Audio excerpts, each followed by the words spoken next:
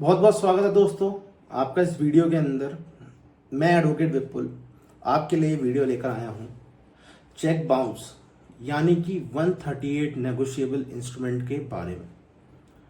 जो भी ये वीडियो देख रहा है या तो आप आम इंसान हैं या फिर एक लॉ के स्टूडेंट है। अगर आप लॉ के स्टूडेंट हैं या फिर कोई आम इंसान है, आप जानना चाहते हैं चेक बाउंस की प्रक्रिया क्या रहती है कोर्ट के अंदर, तो दोस्तों इस वीडियो के अंदर बात करने जा रहे हैं हम चेक बाउंस के बारे में। हम सारी बातें करेंगे जिससे आपको पूर्ण तरीके से जानकारी मिल जाएगी कि चेक बाउंस अगर हो जाए तो उसके अंदर आपको क्या करना चाहिए। इससे पहले मैं आपको एक छोटी सी कहानी सुनाता हूं जिससे आपको अच्छी तरह समझ आ जाएगा कि हम किस बारे में बात करने जा रहे हैं। दो दोस्त होते हैं, एक अनिल एक सुनील। अनिल जो है वो अपने दोस्त सुनील से 4 लाख रुपए उधार मांगता है किसी काम के लिए। वो कहता है कि मेरे को ज़रूरत है, मेरे को परेशानी है, मेरे को आप उधार दे दीजिए। एज अ फ्रेंड उसने सुनील ने उसको पैसे दे दिए। जब सुनील ने अपने पैसे मांगे तो अनिल ने सुनील को चेक दे दिया। दोस्तों चेक को जब सुनील ने बैंक के अंदर डाला तो वहां से वो चेक बाउंस हो गया। मतलब वहां से वो चेक बिना पैसे सुनील के अकाउंट में क्रेडिट हुए चेक वापस आ गया। दोस्तों इसको हम कहेंगे चेक बाउंस। तो आप समझ चुके हैं चेक बाउंस क्या है। अब चेक बाउंस के बारे में हम देखते हैं कि कहाँ दिया हुआ है। चेक बाउंस के बारे में हमारे कानून के अंदर एक बहुत ही अच्छा एक्ट है जिसे हम कहते हैं नेगोशिएबल इंस्ट्रूमेंट एक्ट। चैप्टर 17 दोस्तों नेगोशिएबल इंस्ट्रूमेंट एक्ट का बात करता है चेक बाउंस के बारे में। बहुत अलग अलग वजह हो सकती है दोस्तों कि चेक बाउंस हो चुका है। उसमें से कुछ वजह मैं आपको बता देता हूं, जैसे इनसफिशिएंट फंड कि अकाउंट होल्डर के अकाउंट में इतना पैसा था ही नहीं जितने का उसने चेक काट दिया। दोस्तों दूसरा है सिग्नेचर मिसमैच। तीसरी है दोस्तों पोस्ट डेटेड चेक। किसी ने आपको चेक दिया, आज उसने चेक काटा मगर उसने उसके अंदर डेट डाल दी 2 हफ्ते बाद की और आपने चेक आज डाल दिया, तो दोस्तों वो चेक बाउंस होना ही होना है। इन चीजों की आपको पहले ही जानकारी होनी चाहिए। तीसरा हम ले लेते हैं जो बहुत ही ज्यादा जरूरी है हमारे इस मैटर के लिए कि अकाउंट क्लोज्ड। जब ड्रॉवर ने चेक काटा उससे पहले ही उसका अकाउंट जो था वो दोस्तों क्लोज हो चुका था। अब अगला है पेमेंट स्टॉप्ड बाय ड्रॉवर। जो ड्रॉवर है, ड्रॉवर मतलब होता है दोस्तों जो चेक काट के देता है, जिसके अकाउंट से पैसे कट के पेई को जाने वाले हैं। हमारी कहानी के द्वारा मानिए कि अनिल ड्रॉवर है और सुनील जो है वो पेई है। तो अनिल के अकाउंट से सुनील के अकाउंट में पैसे जाने थे और पेमेंट जो है वो स्टॉप करी गई है अनिल के द्वारा। उसने बैंक के अंदर फोन कर दिया कि ऐसा ऐसा चेक आपके बैंक में आया होगा, उसको आप रोक दीजिए।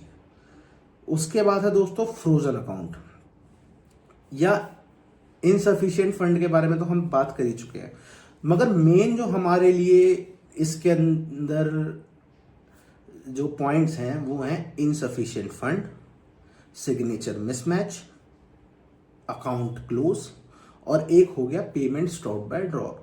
इन चीजों के अंदर दोस्तों जो गलती है वो है ड्रॉवर की, चेक काटने वाले की। बाकी चीजों के अंदर आपको पहले ही सतर्क रहना है दोस्तों। जब वो चेक काटे तो आप इन चीजों का ध्यान रखें कि वो डेट आप देख लें। चेक के अंदर 2 तरीके से अमाउंट लिखा जाता है दोस्तों, एक तो न्यूमेरिकल फॉर्म में, एक अल्फाबेटिकल फॉर्म में। अल्फाबेटिकल फॉर्म में और न्यूमेरिकल फॉर्म में दोस्तों पहले ही आप चेक को चेक कर लें कि दोनों में मिसमैच ना हो। दोस्तों जब भी आप चेक डालेंगे, अब हम बात करते हैं दोस्तों 138 के बारे में कि कभी भी आपका चेक बाउंस हो जाए तो फिर उसके अंदर आपको क्या क्या करना चाहिए, क्या आपकी प्रतिक्रिया रहेगी। वैसे तो दोस्तों मेरी आपके लिए एक ही सलाह है, कभी भी आपका चेक बाउंस हो जाए, आप कभी हमेशा एक एडवोकेट की सलाह लें। ये वीडियो मैं इसके लिए लेकर आ रहा हूँ कि आप लोगों की जो भी परेशानी है या कभी आप लोगों के साथ धोखाधड़ी ना हो, आप इन चीज़ों के बारे में परेशान ना हो, आपको जानकारी हो। कानून की जानकारी लेना आपका हक है दोस्तों, और मेरा ये काम है कि मैं आप लोगों तक ये जानकारियाँ जो आप लोगों के लिए बहुत ज़्यादा ज़रूरी हैं वो मैं लेकर आता हूँ। तो अगर आपको ये वीडियो पसंद आए तो इसको लाइक करिएगा, सब्सक्राइब करिएगा, हमें सपोर्ट करिएगा। अब हम दोस्तों आगे बात करते हैं। जब भी आपका चेक बाउंस हो जाएगा तो चेक के साथ आपको एक रिटर्न मेमो बैंक के द्वारा वापस मिल जाएगा। जब वो चेक आपको वापस आए तो रिटर्न मेमो के अंदर जो रीजन ऑफ रिटर्न होता है वो आपको देखना दोस्तों। जब भी आपका चेक बाउंस हो जाए, सबसे पहले दोस्तों आपको जो ड्रॉवर है उससे बात करनी है, आपने जिससे चेक लिया। अगर वो बोलता है वापस आप डाल दो, मैं मतलब हो सकता है दोस्तों, क्या पता उसने इंटेंशनली ये चीज़ नहीं करी हो, क्या पता उसके द्वारा गलती से हो गई हो। तो अगर वो कहे कि हाँ ठीक है मैं अमाउंट डाल दूंगा, अगर वो कहे दोस्तों कि मैं अमाउंट डाल दूंगा, तो आप अपना चेक लगाइए। और अगर उसके बाद भी आपका चेक अगर बाउंस हो जाता है तो दोस्तों आपके पास 15 दिन का टाइम रहता है कि आप जो एक लीगल नोटिस उस ड्रॉवर को भेजें। लीगल नोटिस भेजने के बाद आप लीगल नोटिस के अंदर दोस्तों लिखना क्या है ये आपको एक एडवोकेट बहुत अच्छी तरह से बता देगा। मैं आपको मोटा मोटी बता देता हूं ताकि आपको चीजें समझ आ जाए। लीगल नोटिस दोस्तों क्या होता है? लीगल नोटिस सिर्फ इतना होता है कि आपको सामने वाले को बताना है कि आपने मुझे ये चेक नंबर दिया था, इतने अमाउंट का था, मैंने आपको तब पैसा दिया था, या जो भी आपकी लायबिलिटी है, आपका डेप्ट है, आपको वो मुझे वापस करना था। आपने मुझे चेक के रूप में वो चीज़ वापस करी, मैंने उसको बैंक में डाला और वो वहां से बाउंस हो गया। आपको इस चीज की जानकारी उसको देनी है और आपको उससे डिमांड करनी है दोस्तों। लीगल नोटिस के अंदर most important thing is demand. आपको डिमांड करनी है दोस्तों उससे कि जो अमाउंट आपने चेक के अंदर लिखा हुआ है वो अमाउंट मेरे को वापस करिए। और उसके बाद भी अगर लीगल नोटिस का वो 15 दिन के अंदर जवाब नहीं देता तो दोस्तों आपके पास 30 डेज का एक टाइम पीरियड होता है। उस 30 डेज के अंदर आपको अपनी कंप्लेन कोर्ट के अंदर फाइल करनी है अंडर सेक्शन 138, 142।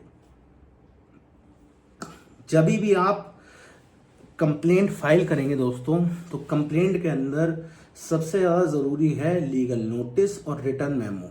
रिटर्न मेमो दोस्तों आता है सेक्शन 146 के अंदर, जिसके बारे में सेक्शन 146 सेक्शन का कहना ये है कि जो रिटर्न मेमो है वो प्राइमा फेसाई एविडेंस है। प्राइमा फेसाई एविडेंस जो है वो आपका बहुत ही इंपॉर्टेंट है।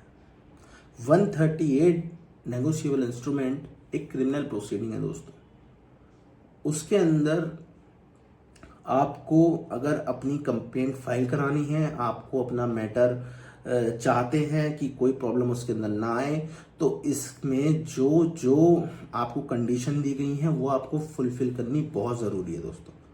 बिना उसके आपको चेक के अंदर, चेक बाउंस केस के अंदर, बिना उसके दोस्तों आपके चेक बाउंस केस के अंदर प्रॉब्लम आ सकती है। जो चेक है दोस्तों वो जब आपको दिया जाए आपको उसको 3 महीने के अंदर अंदर डाल देना है, वैलिडिटी पीरियड के अंदर। ऐसा ना हो दोस्तों कि वैलिडिटी पीरियड निकल चुका है आप उसके बाद चेक डाल रहे हैं, तो यहां भी आपकी कंप्लेंट रिजेक्ट हो सकती है। नोटिस जो है दोस्तों वो आपको 30 डेज के अंदर डाल देना है और 15 दिन का टाइम सामने ड्रॉवर को मिलता है कि उसको रिप्लाई करना है या फिर आपको आपका पैसा वापस करना है, अपनी लायबिलिटी से बचना है। जब वो अगर पैसा वापस कर दे तो कोई बात नहीं, सब ठीक है। अगर वो पैसा वापस ना करे फिर आपके पास 30 डेज का टाइम बचता है, जो कि लगता है सेक्शन 142 जो बात करता है वो करता है कॉज ऑफ एक्शन की।